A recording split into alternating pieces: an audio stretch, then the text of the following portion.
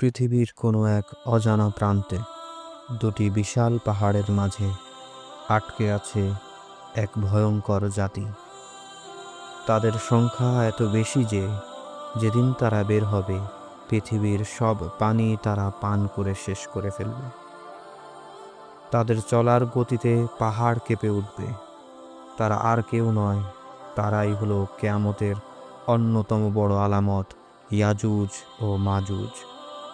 কিন্তু কোথায় তারা, আর কে তাদের হাজার বছর ধরে আটকে রেখেছে?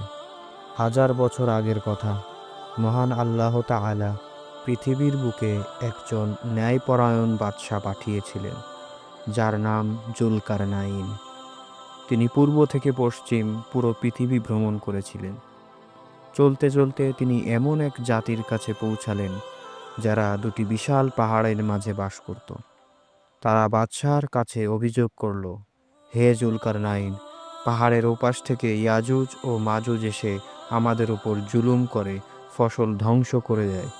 আপনি আমাদের বাঁচতে তাদের ও আমাদের মাঝে একটি দেয়াল তৈরি করে দিন। বাদশাহ রাজি হলেন। তিনি বললেন, তোমরা আমাকে লোহার বড় বড় টুকরো এনে দাও। তারা পাহাড় সমান উঁচু করে লোহার স্তূপ জমালো। এরপর বাদশাহ হুকুম দিলেন, আগুন জ্বালাও। বিশাল অগ্নিকুণ্ডে লোহাগুলো আগুনের মতো লাল হয়ে গেল। তখন জুলকারনাইন বললেন, এবার এর উপর গলিত তামা ঢেলে দাও।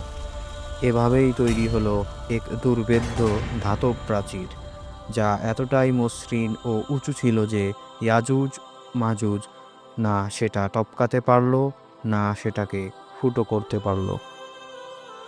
হাদিসে এসেছে, তারা প্রতিদিনই এই দেয়াল ভাঙার চেষ্টা করে।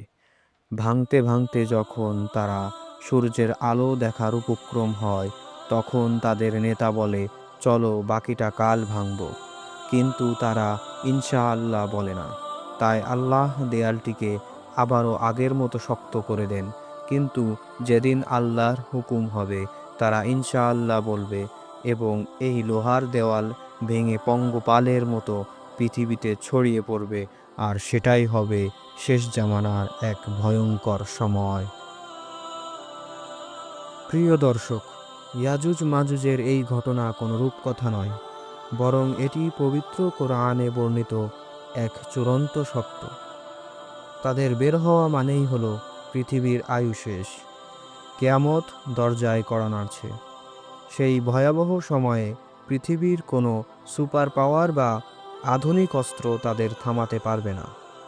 তাহলে বাঁচার উপায় কি? রাসূল সাল্লাল্লাহু আলাইহি ওয়াসাল্লাম আমাদের শিখিয়ে গেছেন, শেষ জামানায় এমন ভয়াবহ ফিতনা থেকে বাঁচতে একমাত্র হাতিয়ার হলো মজবুত ঈমান এবং আল্লাহর কাছে আশ্রয় প্রার্থনা করা। তিনি বিশেষ করে প্রতি শুক্রবার সূরা কাহাফ তিলাওয়াত করার নির্দেশ দিয়েছেন, যা দাজ্জাল ও শেষ জামানার ফিতনা থেকে সুরক্ষা কবচ হিসাবে কাজ করবে। আসুন আমরা অহেতুক ভয়ে না থেকে নিজেদের ঈমান ও আমল ঠিক করি। হে আল্লাহ, আপনি আমাদের কিয়ামতের ভয়াবহ ফিতনা থেকে হেফাজত করুন। আমিন।